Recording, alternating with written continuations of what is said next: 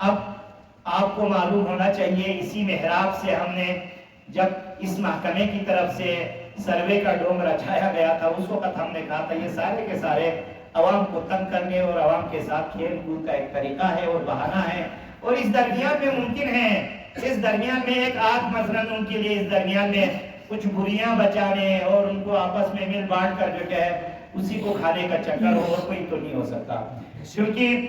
دیکھیں الوکیشن معمولاً ایسا ہوتا ہے، ابھی آپ جب ان کی باری آ جاتی تو ابھی آپ سنیں تازہ کہتے ہیں کہ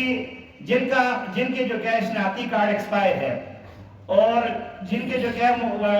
ڈاکومنٹشلی اگر ان کا ایشو ہے تو کہتے ہیں کہ اسی مہینے کے آخر تک وہ کلیئر ہونا چاہیے، اس کے بعد 1 سال تک وہ پھر چینج نہیں ہوگا. یہ عوام پہ جب بات آتی ہے تو کیا کہتے ہیں، عوام پہ جب بات آتے ہیں تو 1 سال تک پھر دوبارہ اندراج نہیں ہوگا، 1 سال تک، اور ممکن ہے تا ابد بھی نہیں ہوگا، یہ بھی کہہ سکتے ہیں تا قیامت دوبارہ اندراج نہیں ہوگا. یہ لوگ یہ کہ بھی کہہ سکتے ہیں. لیکن جب عوام کی جانب سے کہیں کہ بھائی یہ ہر مہینے میں لوکیشن چینج کیوں، تو کہا جاتا ہے کیونکہ ہر مہینے میں لسٹ تجدید ہوتی ہے، لسٹ اپڈیٹ ہو جاتی ہے، اور ہر مہینے میں نئی لسٹ جاتی ہے. اگر ہر مہینے میں نئی لسٹ جاتی ہے تو ہر مہینے میں اندراج کیوں نہیں کیا جا سکتا؟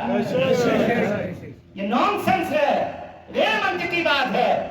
جب عوام کی بات ہوتی ہے تو کہتے ہیں نہیں اس کے بعد دوبارہ اندراج نہیں ہوگا. میں ڈی سی صاحب کی توجہ خاص طور پہ چاہوں گا اس ایشو کے حوالے سے کہ اگر اندراج قابل تغیر نہیں ہے تو پھر جو کہ ایلوکیشن بھی 1 سال کے لیے فکس ہونا چاہیے، پھر اس میں بھی کوئی تبدیلی نہیں آنی چاہیے، تاکہ جن کے جو کہ ایکسپائر شدہ جو ڈاکومنٹس والے ہیں یہ سچ میں نہ ہے. یہی منطق ہے، یہی عقل ہے، یہی انصاف ہے.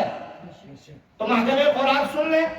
اگر آپ نے جو کہ ہے کوئی بھی کسی کا ڈاکومنٹ ایکسپائر ہے کوئی مسئلہ نہیں ہے، آپ کا قانون پہ آپ چلیے، لیکن اس کے لیے کم از کم اگر اندراج ممکن نہیں ہے تو پھر جو کہ ہے لوکیشن کم کرنا بھی ممکن نہیں ہے،